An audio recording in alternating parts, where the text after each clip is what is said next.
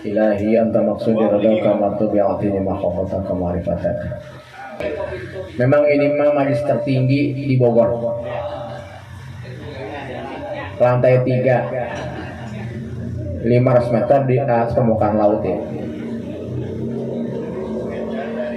Yang sama-sama kita muliakan pengarsa Abah Hadratul Syekh Ahmad Sahibul Wafat Tajul Arifin radhiyallahu anhu, Sahibul Bait, bangsa Saputra sebuah besarnya, rekan-rekan balik Tariqah Qadiriyah Naqsabandiyah, Pondok Pesantren Suryadaya, lebih khusus Kersana Kiai Haji Toras Zainuddin Nasution LC yang saya hormati, Buya Sahrul, Ajengan Aden Jamaluddin, serta seluruh pengurus RDTKN, Ibu Bella, JMPS, dan seluruh ikhwan dan akhwat Tariqah Qadiriyah Naqsabandiyah, Pondok Pesantren Suryadaya rahimakumullah. Jarak antara baginda Rasul dengan Tuan Syekh itu 500 tahun, Bu. 500 tahun Hijriah. Tapi di Mangkobah kita beberapa tempat melihat, membaca, dan mendengar adanya komunikasi langsung antara Tuan Syekh dan Kanjeng Rasul. Termasuk Mangkobah yang tadi, Bu ya. Ya, termasuk yang tadi juga ada kontak komunikasi antara Tuan Syekh dan juga Kanjeng Rasul. Yang jelas untuk beberapa golongan di antara kita itu tidak bisa menerima, karena bagi mereka ya orang sudah meninggal, sudah mati ya sudah, gitu. Tidak mungkin hidup lagi gitu ya. Nah, kalau kita buka telaah kembali dalam kitab Al-I'tiqad, itu qaul daripada Al-Imam Al-Baihaqi radhiyallahu anhu, itu mengatakan bahwasanya memang proses kematiannya sama dengan kita, yaitu dicabutnya ruh dari jasad, sama dengan kita ya, dicabutnya ruh dari jasad. Nah, ketika ruh itu keluar dari jasad disebutlah namanya mati. Tapi bedanya dalam kitab Al-I'tiqad itu, ruh para nabi ketika Allah cabut ruh dari jasadnya, saat itu juga Allah kembalikan ruh ke tempat asalnya. Gitu. Jadi kalau dibilang itu kematian hanya sebatas formalitas saja, gitu ya. Dikembalikan ruh ke asalnya di tengah-tengah umatnya. Hanya mata kita tidak bisa melihat itu, sebagaimana kita tidak bisa melihat malaikat. Bisa melihat malaikat. Nah, sama seperti kita tidak bisa melihat malaikat. Dan ruh para nabi itu beraktivitas seperti ketika masih hidup, beraktivitas seperti masih hidup. Maka Abu Bakar As-Siddiq radhiyallahu anhu itu memperlakukan keluarga yang baginda Rasul sama seperti ketika masih hidup. Bahkan beliau menafkahi daripada keluarganya baginda Rasul sallallahu alaihi wasallam. Bahkan Al-Imam Al-Haramain pun itu mengatakan apapun yang ditinggalkan oleh Nabi tidak boleh dirubah, digeser, apalagi itu nanti dibuang, dijual atau dirusak. Gitu. Sampai begitunya. Nah, itu pendapat Imam Al-Baihaqi itu diperkuat oleh Al-Imam As-Suyuti, Al-Imam Al-Qurtubi, Al-Imam An-Nawawi rahimahullah ta'ala. Nah, itu ada notnya di bawah itu. kecuali, nah ya, pakai kecuali nih.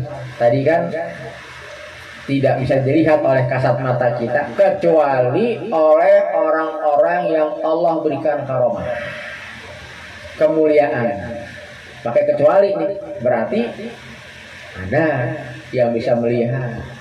Nah, ada yang bisa melihat. Nah, itu diperkuat di dalam kitab Risalah Al-Qausiriyah yang kitabnya sudah berpindah tangan ke ajengan Aden Jamaluddin can kepeser dugi ka ayeuna ya ajengan ya. Dalam kitab Risalah Al-Qausiriyah halaman 283 itu disebutkan bahwasanya fannasu imma ashabun naqli wal asari wa imma arbabul fikri wal aqli wa suyuhu hadhihi ta'ifati qad irtaqau an hadhil jumlah, gitu. Yang artinya sesungguhnya meskipun manusia itu ahli dalam dalil, imma dari Al-Qur'annya, al-hadisnya atau al-asar dari sahabat, wa imma arbabul fikri wal akli atau dia ahli logika dan ahli filsafat sekalipun, wa suyuhu hadhi ta'ifati sesungguhnya para masyayikh ya, para masyayikh, para mursyid thariqah itu qad irtaqau lebih tinggi derajatnya daripada mereka semua, gitu. Lebih tinggi derajatnya.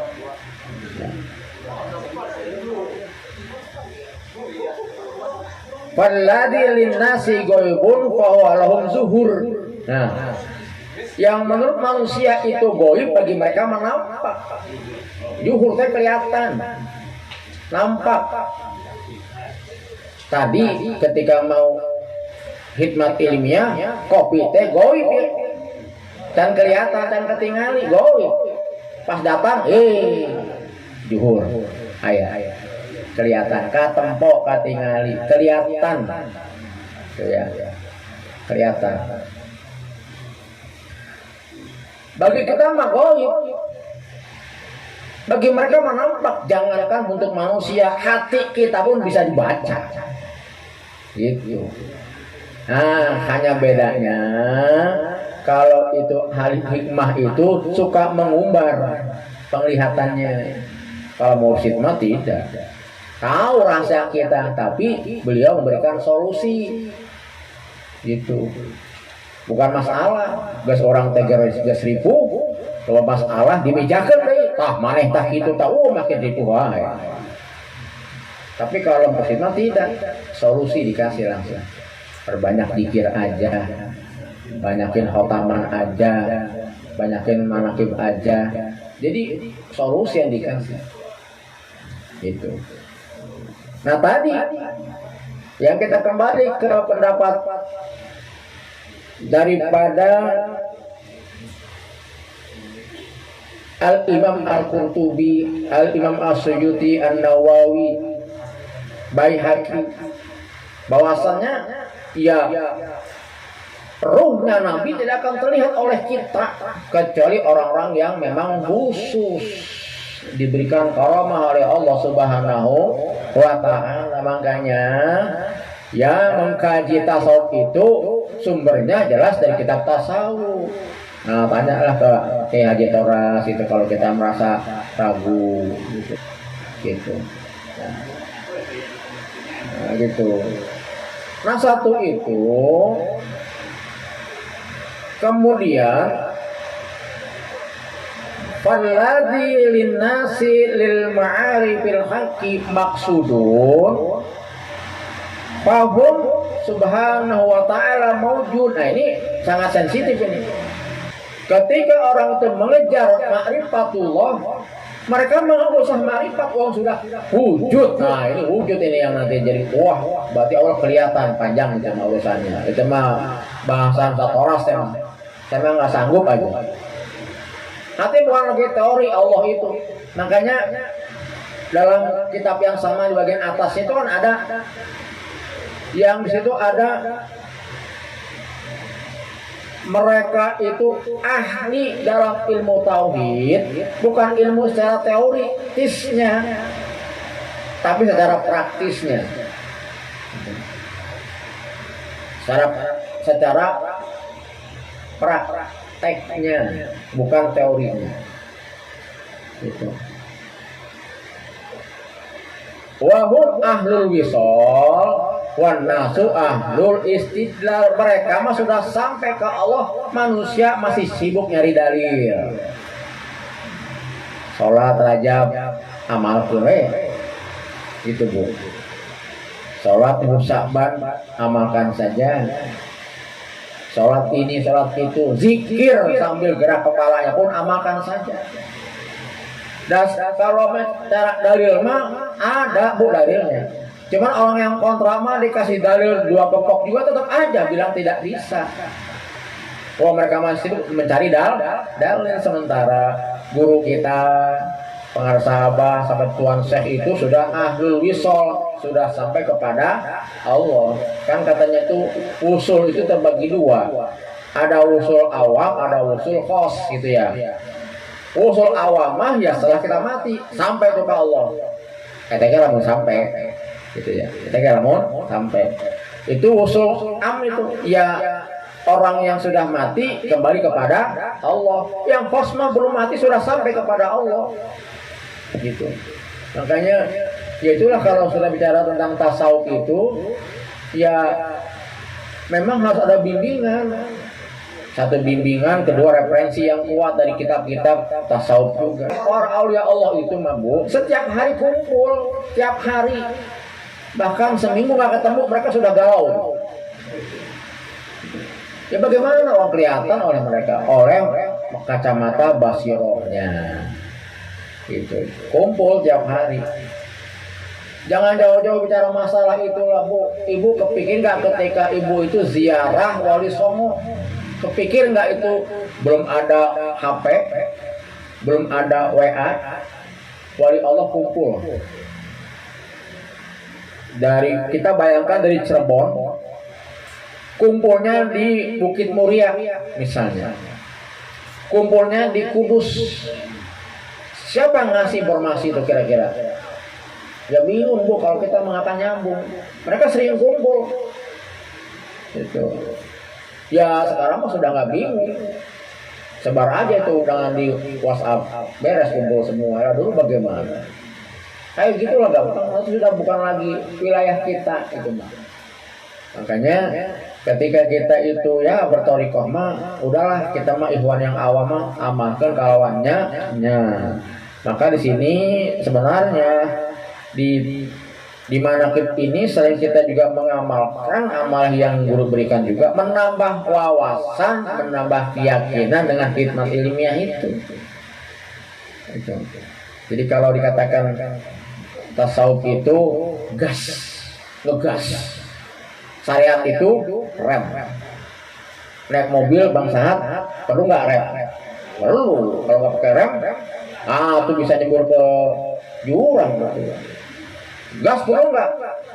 Perlu nggak gas mau nyampe atau ke Bandung mau 3 jam. Ya kan ngegas kan mereka. Udah ngegas, tolnya kosong 3 jam ke Bandung. 2 jam.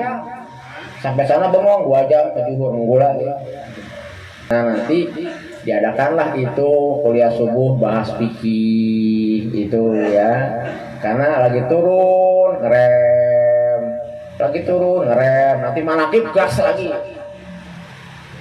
Manaqib gas lagi. Kalau gimana tuh ngerem itu kapan sampainya itu? Gitu ya kan. Itu umpamanya begitu perumpamaannya. Makanya ketika manaqib ini gas terus. Gaspol gitu ya. Sampai kita yakin karena memang wilayah thariqah mah wilayah tasawuf ini butuh ilmu yang harus kita pakai untuk mendampingi amaliyah kita. Ini sajalah, alhamdulillah beres. Ini saja, semoga manfaatnya. Assalamualaikum warahmatullahi wabarakatuh. Para pemangku hajat manaqib, Bapak Sahat saputra utasna beserta keluarga. Semoga mudawamah sampai istiqomah dalam amaliyah manaqib LDTQN, Bela, GMPS, rekan-rekan mubalik, berkhusus Ustaz Aden yang jauh-jauh, luar biasa.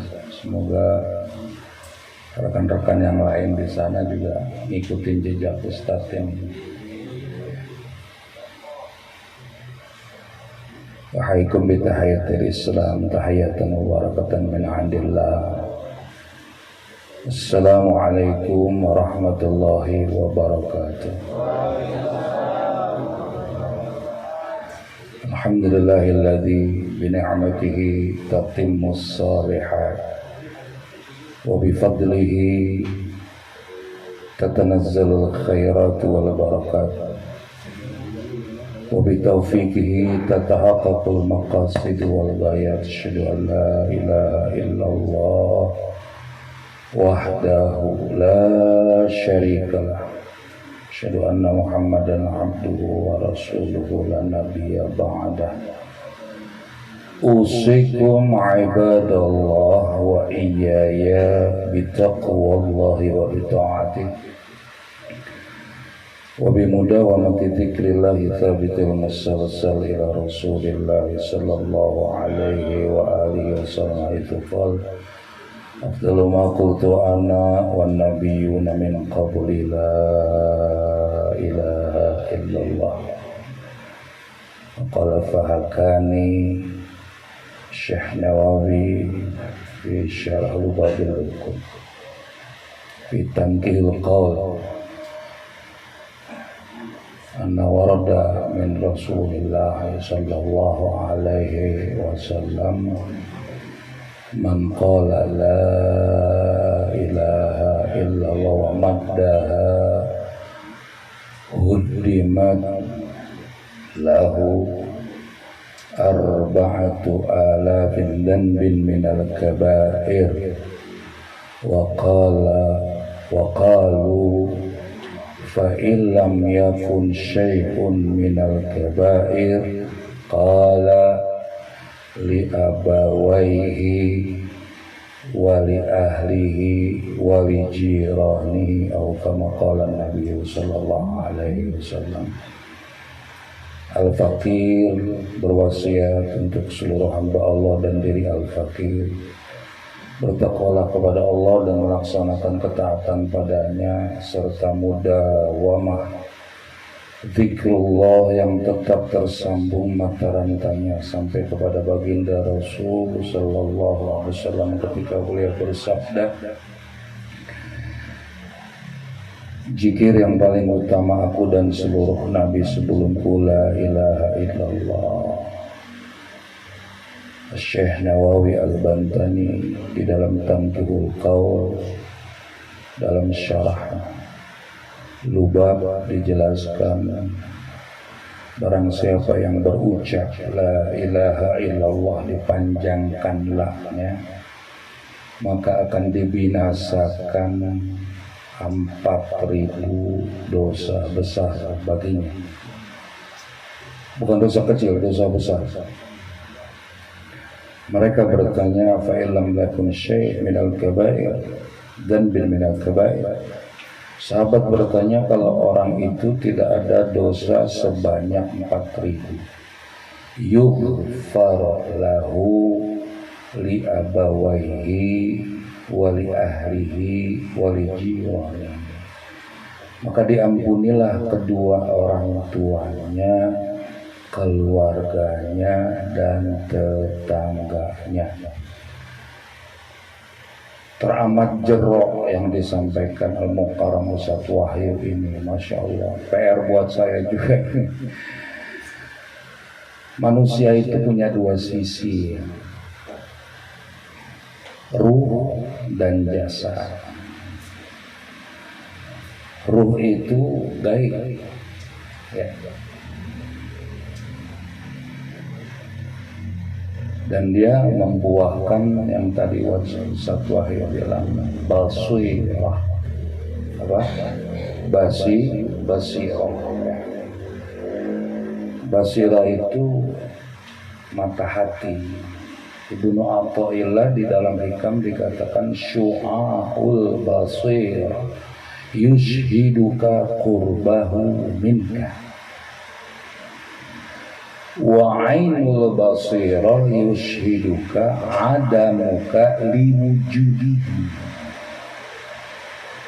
wa haqqul basirah yushhiduka wujudahu la li'adamika wala liwujudika. Ibnu Athaillah itu udah ribuan tahun menulis kitab Askandari, Syu'aul Basirah, cahaya mata hati, menyaksikan Anda dekatnya kepada Allah. Jadi kalau syu'aul basirah itu menyaksikan engkau dekatnya kepada Allah daripada engkau. Itu yang disebut ilmu, ya. Tapi bukan ilmu syariah, ilmu hakikat. Cahaya mata hati itu yang dinamakan ilmu. Menyaksikan engkau dekatnya engkau pada Allah. Qurb. Taqarrub itu artinya dekat. Karena Allah juga qarib. Allah itu dekat sekali di urat leher. Ada ainul basirah yushhiduka adamuka liwujudihi. Kalau ainul basirah mata hati menyaksikan engkau itu nggak ada karena wujudnya Allah. Ya. Karena wujudnya Allah, kamu tuh nggak ada. Nothing, jangan kamu bilang kamu eksis gitu, nggak ada. Itu disebut ainul basirah. Apa itu ainul basirah? Cahaya ilmu. Kalau yang pertama akal, ya. Yang pertama yang disebut syu'aul basirah, cahaya mata hati itu akal, nalar. Tapi kalau udah ainul basirah, wujudmu tuh nggak ada, kamu tuh nggak ada karena wujudnya Allah. Itu sudah masuk ainul basirah mata hati, yaitu ilmu, yaitu ilmu hakikat. Nah yang tertinggi itu haqqul basirah. Kalau haqqul basirah itu yushhiduka wujudahu la adamuka wala wujuduka. Kalau yang namanya haqqul basirah, hakikat, esensi mata hati itu sendiri, menyaksikan, engkau menyaksikan wujudnya Allah, nggak ada kamu, nggak ada wujud kamu juga. Nah, tingkatan ketiga inilah yang dinamakan cahaya ilahi. Kalau syu'aul basir itu masih nalar, akal, ya, sehingga kamu dekat dengan Allah.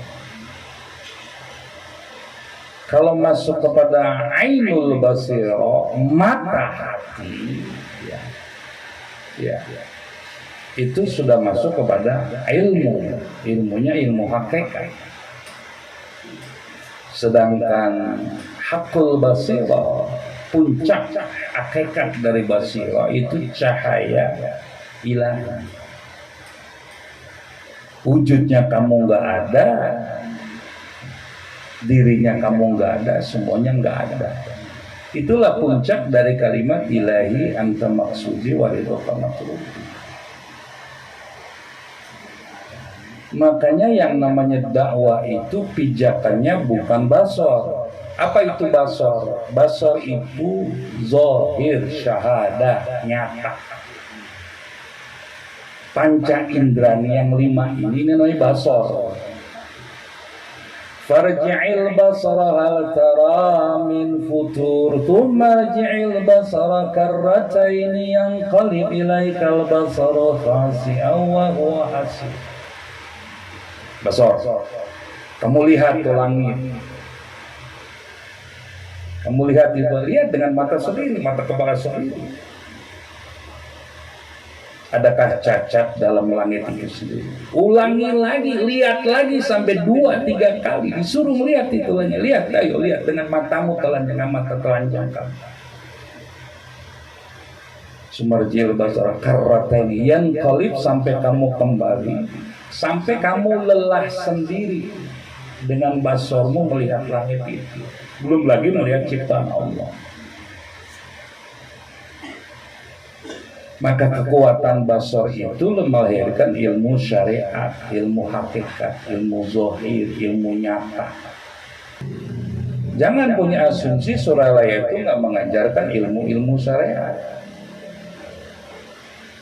Imriti, Ujrumiyah, Syarah Ibnu Aqil, Alfiyah itu diajarkan di sana, bukan nggak diajarkan.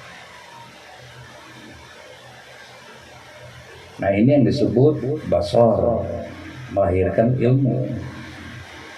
Makanya dalam surat Yusuf dikatakan qul hadhihi sabili ad'u ilallah ala basiratin ana wa manittaba'ani.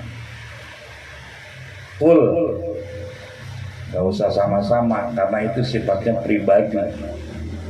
Katakan oleh dirimu saja, aku mengajak manusia, ini jalanku, ini torekatku. Aku mengajak manusia ke jalan Allah ala basirah, di atas basirahku. Di atas apa? Basirah. Maka sandarkanlah Robito itu ke guru, nanti biar guru yang menyampaikan. Kalau kita sudah robitoh dimanapun kita berada, apalagi para ustaz mau ceramah di tarekat, kayak mau tausiah di umum, tetap robitoh itu harus ada tentu. Sehingga karomah guru lah yang nanti akan action. Maka itu di dalam doa manqobah, Allahumma tahhir qulubana min kulli wasfin yuba'iduna an musyahadatika wa mahabbatika. Sucikanlah kolbu kami. Tempatnya ruh itu di dalam kolbu. Sucikanlah kolbu kami, ruh kami yang gaib ini, yang banyak. Sucikan dari apa? Min kulli wasfin, bentuk nakirah, dari segala jenis sifat-sifat buruk yang menempel di dalam kolbu kami, yang menghalangi kami musyahadati, menyaksikan engkau, wa mahabbatika, dan mahabbah kepadamu. Musyahadah itu menyaksikan dengan ruh, bukan menyaksikan dengan basor. Kalau menyaksikan dengan basor namanya ru'yah. Ru'yatul hilal, melihat dengan mata, dengan basor hilal muncul atau tidak. Kalau musyahadah menyaksikan dengan ruh. Tahir, sucikan ya Allah, sucikan dengan wasilah dulu. Bi asma'ikal husna wa bi asma'i nabikal mustafa wa bi asma'i wali ka Abdul Qadiril Mujtaba, ya kan, dengan hak nama-nama Allah yang agung Asmaul Husna, dengan hak Nabi Mustafa, dengan hak wali yang kau terpilih. Sucikan. Apa yang disucikan? Qalbu. Dari segala macam jenis sifat yang nempel nih di sini, yang menghalangi kami untuk bisa musyahadah kepadamu dan mahabbah kepadamu. Karena kalau udah mahabbah itu udah totalitas ke Allah. Mahabbah itu tingkatan tertinggi di dalam tarekat itu sendiri. Kalau udah mahabbah, ya, nggak kepada yang lain, totalitas ke Allah. Nah, kenapa nggak bisa musyahadah? Karena terhalang di sini. Dan ilmunya sudah diberikan oleh guru, itu talqin itu sendiri. Makanya ilmu talqin itu sendiri haram untuk disampaikan. Karena bukan hak kita. Kecuali orang yang sudah mendapatkan talqin, belum ngerti, belum paham, tanya sama Ustaz Wahyu, boleh, jelas kan udah ditalqin. Tapi kepada yang belum mendapatkan talqin, haram untuk menerangkan, untuk mengajarkan, itu nggak boleh. Nah, kalau sudah musyahadah, ya sudah bisa seberai terbuka itu sendiri, dan ilmunya sudah didapat oleh guru.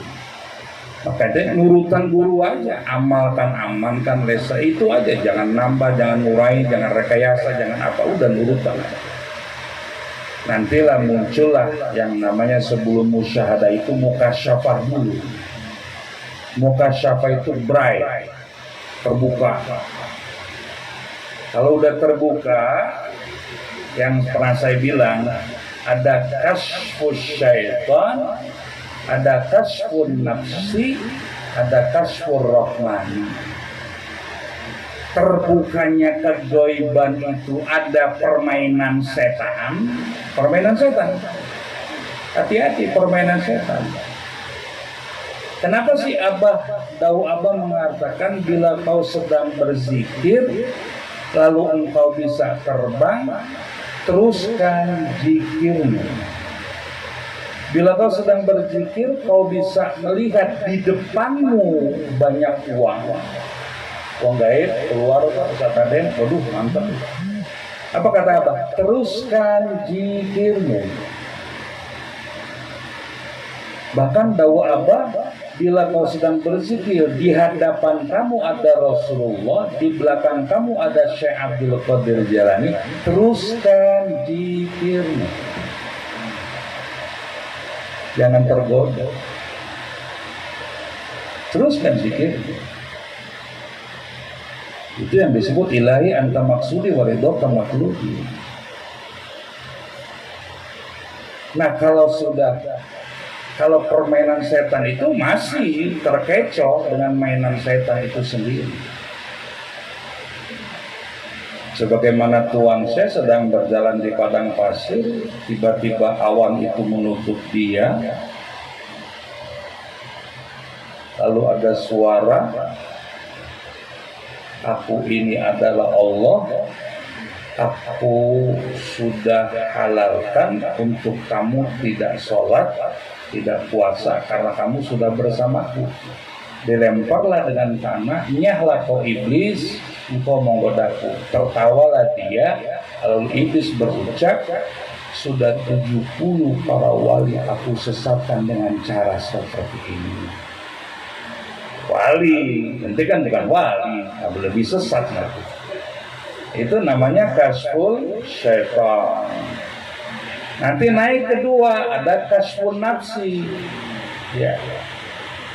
Kalau kasfun nafsi ini udah bukan mainan setan, tapi setan yang dijerok itu. Mulailah ujub, mulailah takabur, mulailah sombong. Pernah suatu saat Imam Malik radhiyallahu anhu datang di satu majelis, tiba-tiba orang-orang itu membicarakan kehebatan sholat malamnya Imam Malik dengan bahasa kalau Imam Malik sholat malamnya semalam suntuk. Padahal nggak semalam suntuk.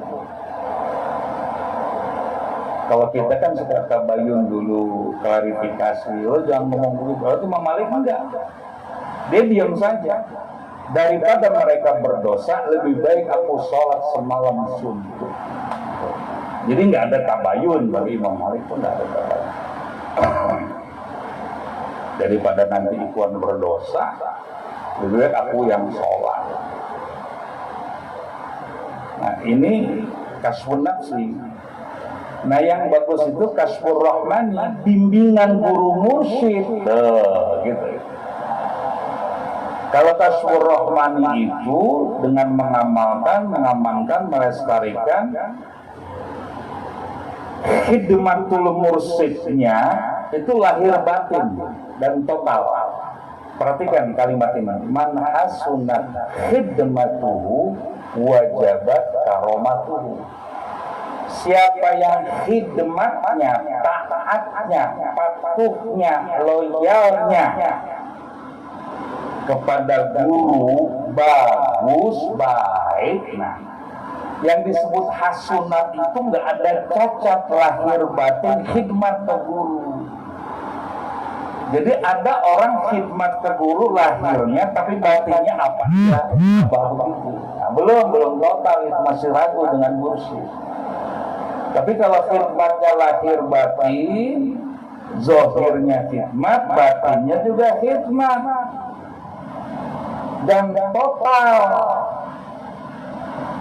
Suryalaya, LB, LA, BMPS, Yayasan, Ahlul Bait, Maklumat, total, jangan setengah-setengah, kesuryalayaan.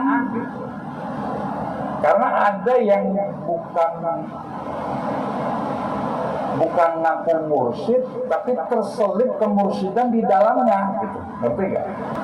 Abbas udah bikin wasiat, dia bikin wasiat lagi, gitu. Di Suryalaya udah ada tawasulnya, dia buat lagi tawasul.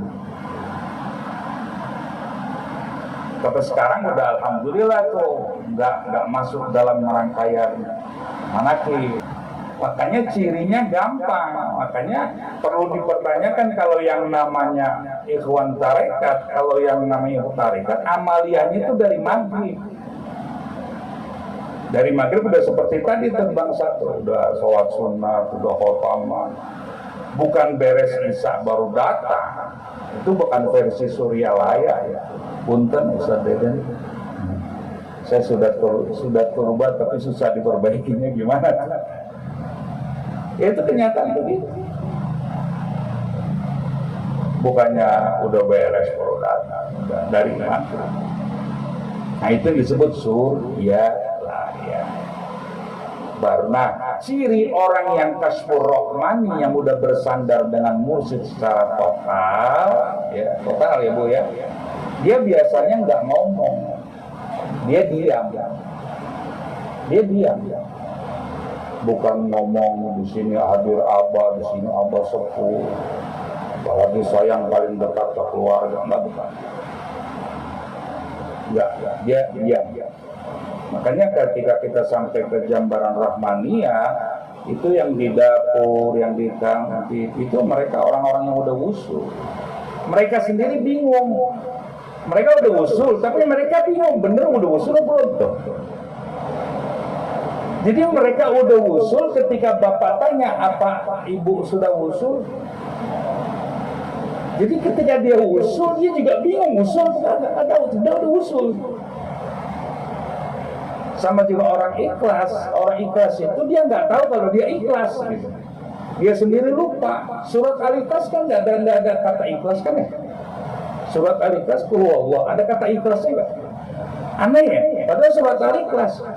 Surat An-Nas ada An-Nas, surat Al-Falaq ada Al-Falaqnya gitu. Tapi begitu namakan surat Ikhlas, tapi nggak ada kata ikhlas.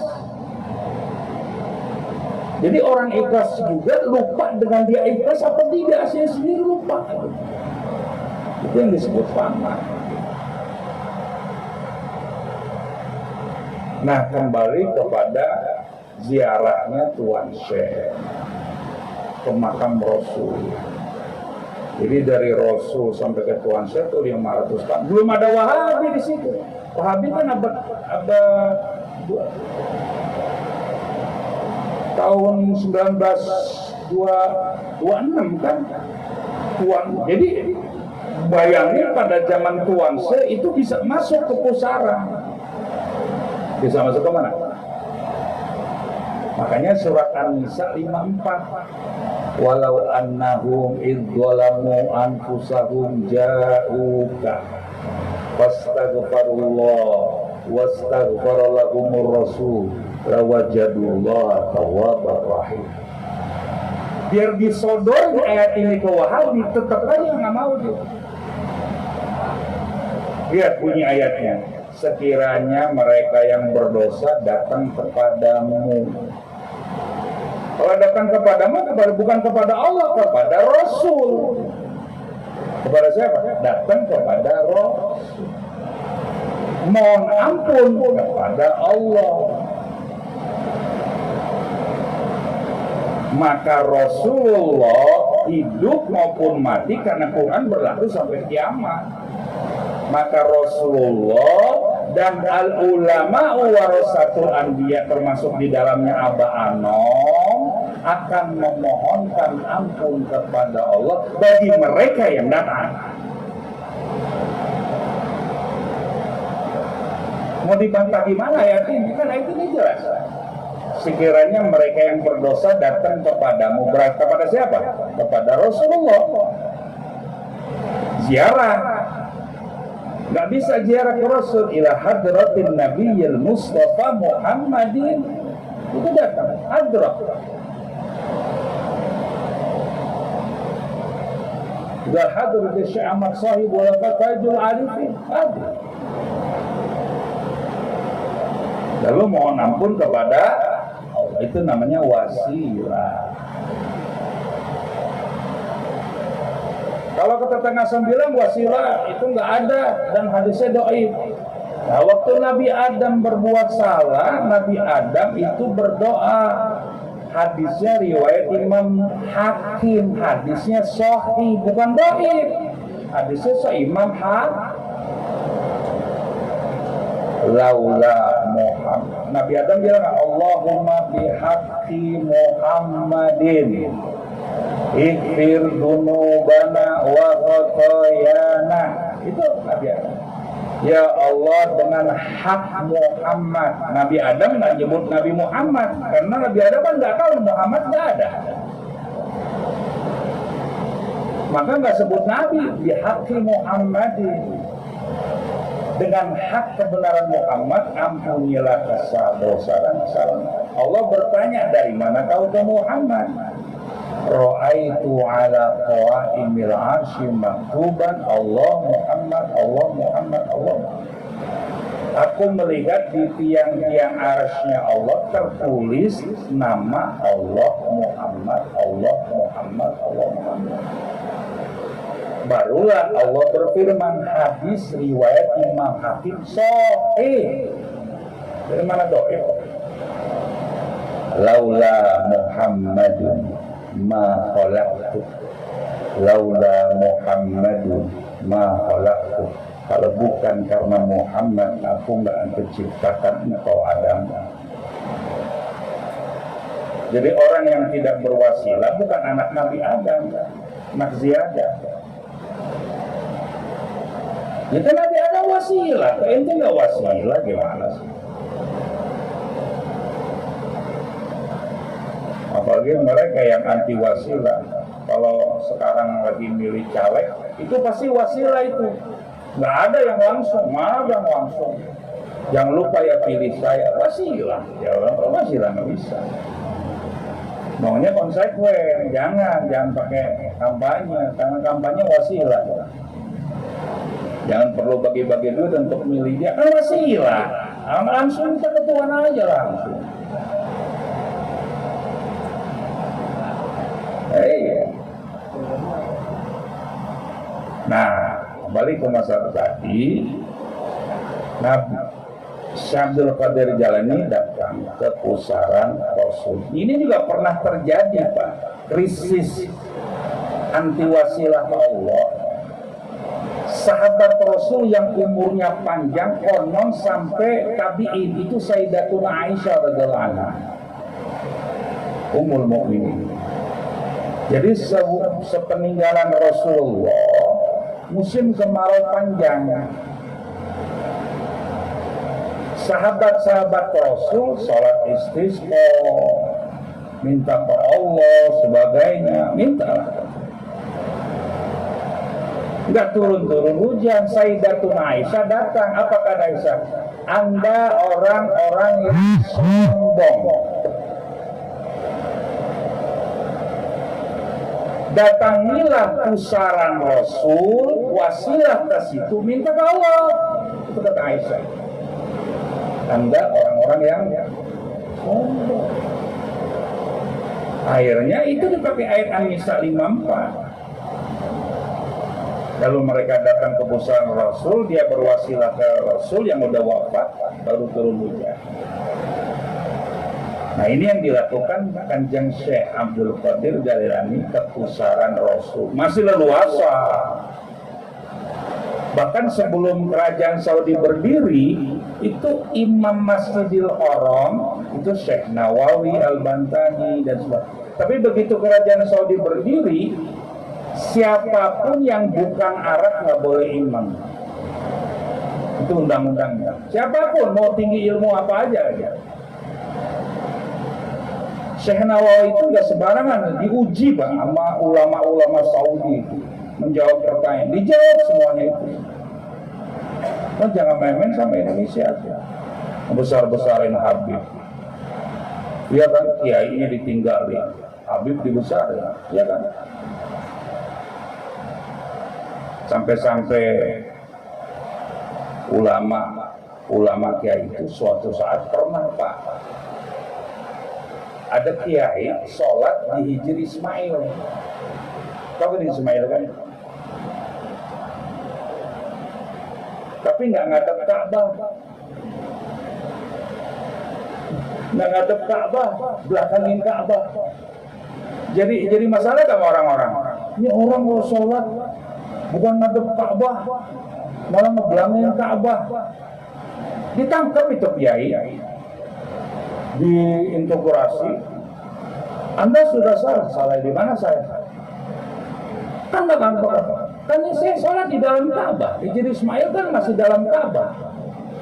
Diam gitu. Hijri Ismail kan masih dalam Ka'bah. Jadi ketika Hijri masih dalam Ka'bah, saya boleh sholat di mana saja. Nggak banyak ngomong, ya diterima. Cuman jangan buat sensasi lah. Sebenarnya itu kiai memang alim Pak. Siapa bilang saya mau ngadap Ka'bah? Saya sholat di dalam Ka'bah. Bukankah ketika Aisyah mau sholat dalam Ka'bah, Nabi bilang cukuplah kamu di Hijri Ismail, sama juga kamu sholat di dalam. Itu salah satu contoh. Nah, setelah dia ziarah ke makam Rasul, disitulah dia berinteraksi dengan Rasul untuk sampai ke Allah. Bagaimana berinteraksi dengan Rasul agar dia sampai ke Allah? Allah punya sifat jalal.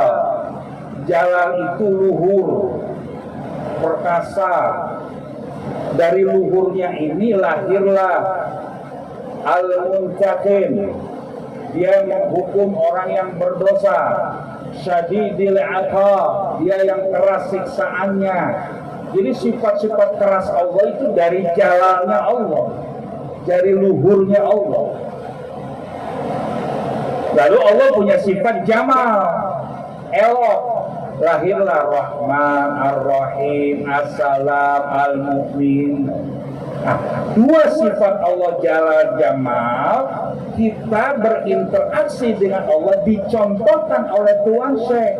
Ketika menghadapi jalannya Allah, akuilah dosa-dosaku sebanyak buih di lautan. atau setinggi gunung yang ada di Syam. Itu karena ada khauf di dalam diri. Tanamkan khauf di dalam diri karena jalannya Allah. Gitu Pak.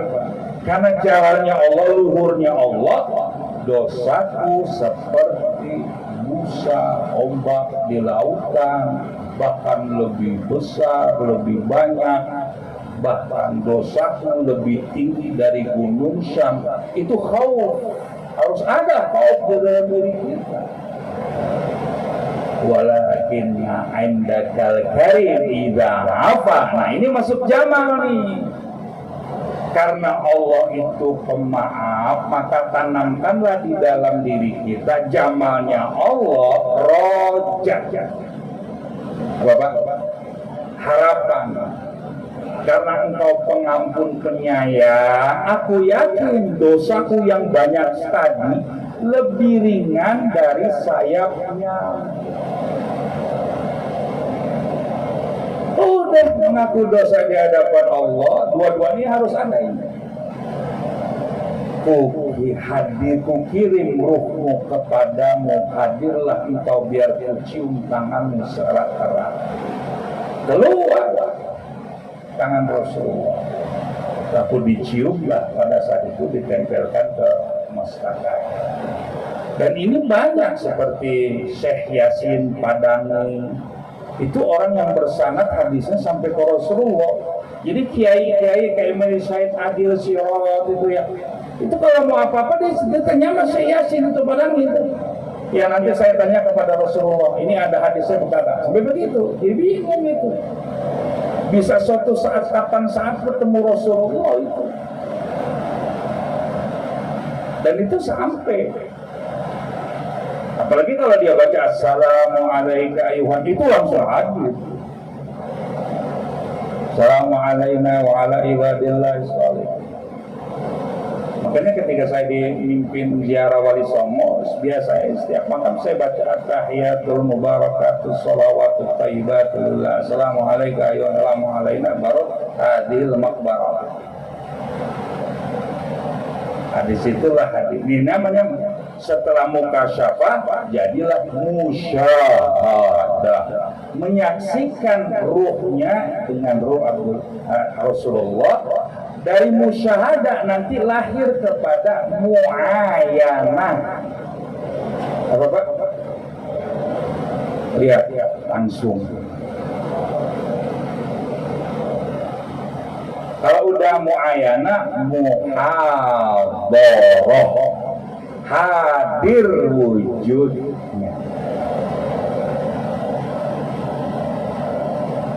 Enggak harus ya, enggak harus ikhwan harus jadi wali baru bisa begitu, enggak.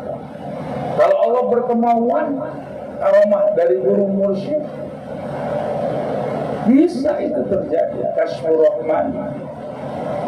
Maka itu dalam khotaman itu kan semua udah lengkap, apapun urusan apapun lengkap.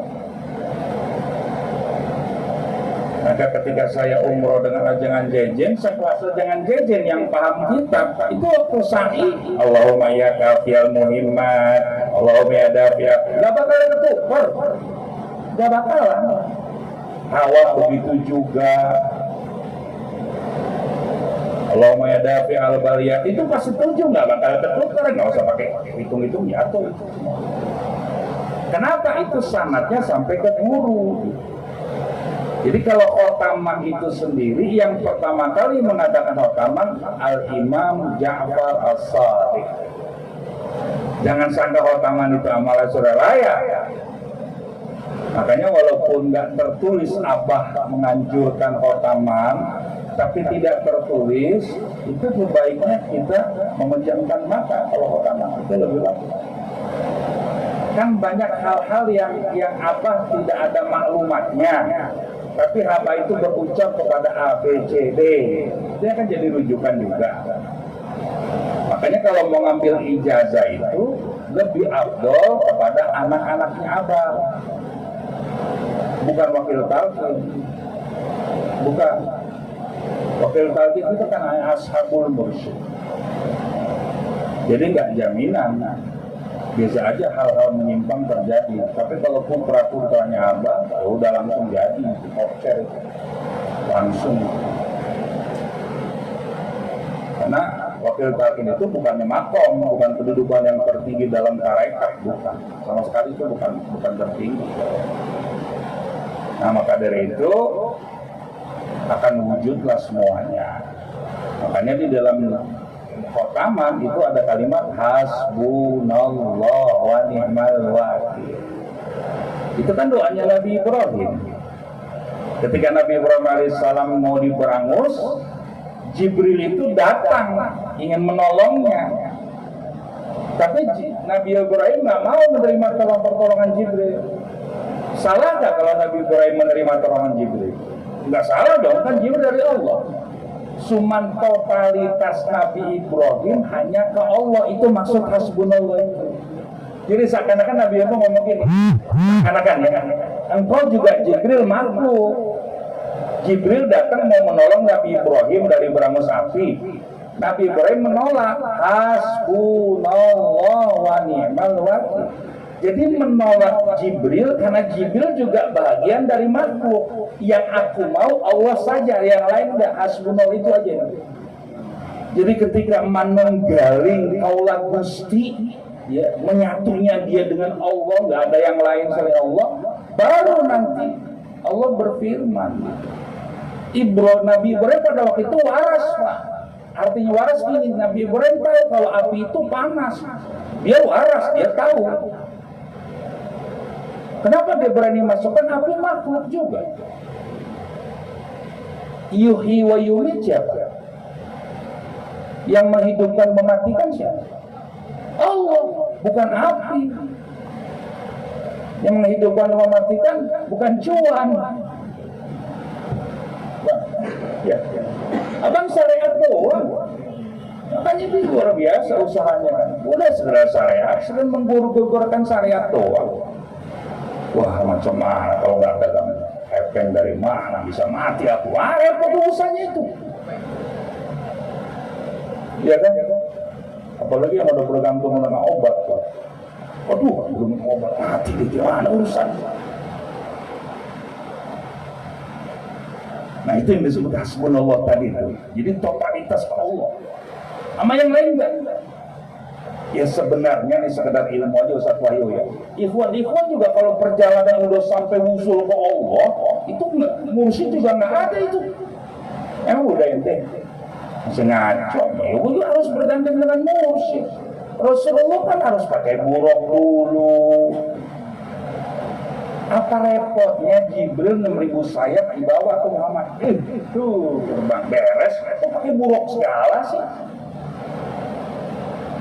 Buruk ditaruh di Masjidil Aqsa, beres, pakai tangga dulu naik ke atas, ya kan?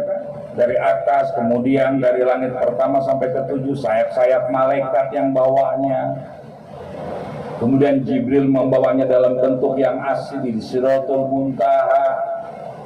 Udah sampai di Rafah, udah mendekati Aras.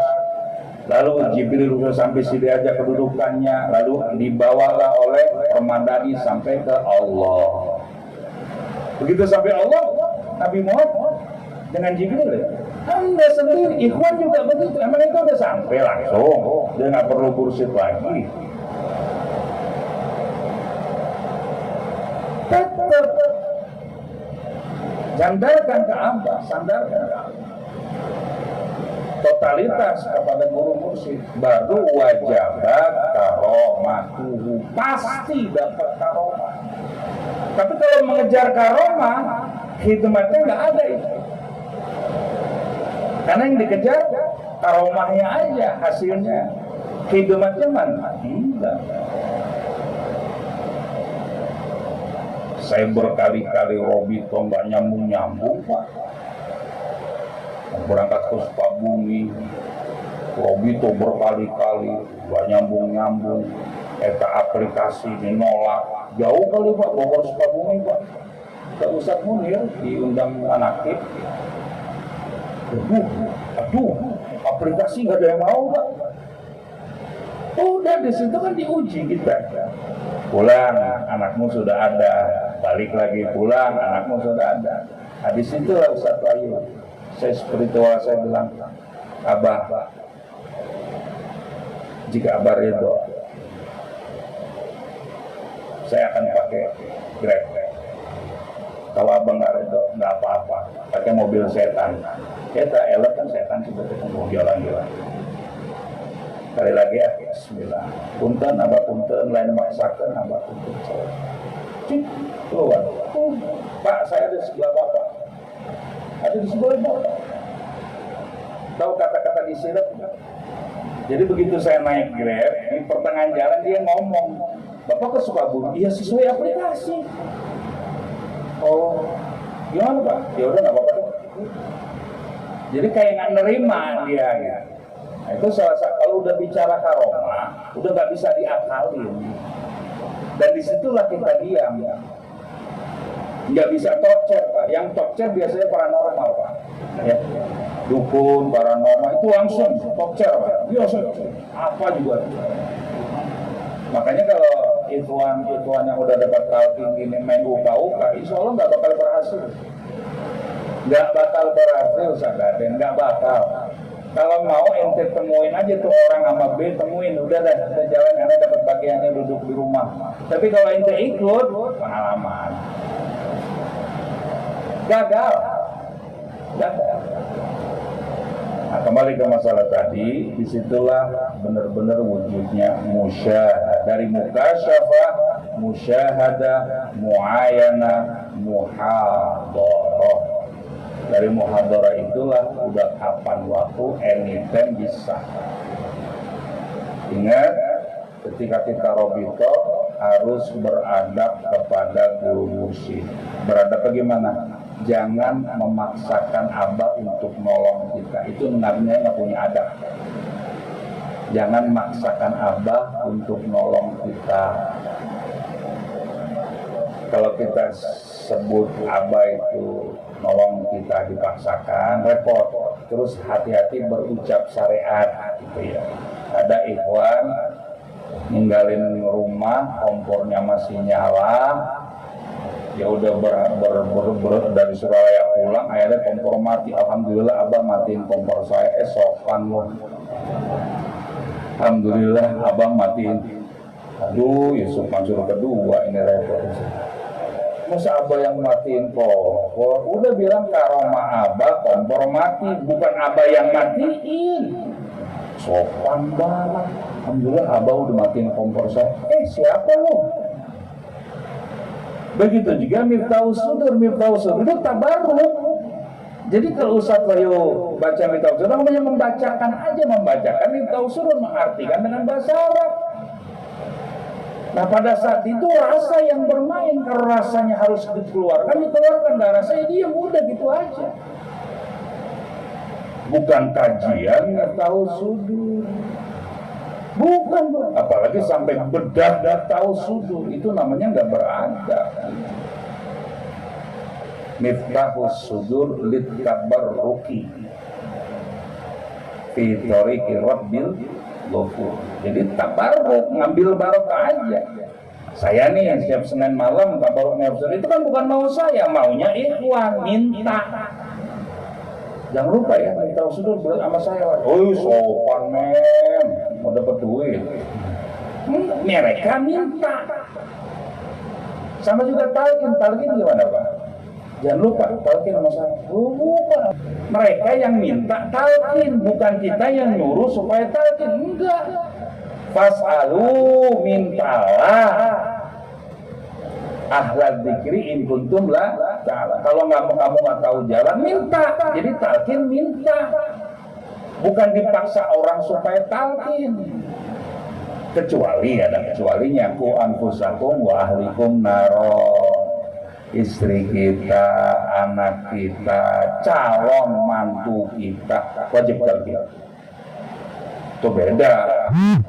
Ku anfusakum wa ahlikum naron, berarti harus. Anak-anak saya udah kembali, ada talqin apa ya talqin? Udah talqin aja, duduk dulu manis, kami beres talqin baru ayah jelasin. Gitu aja udah.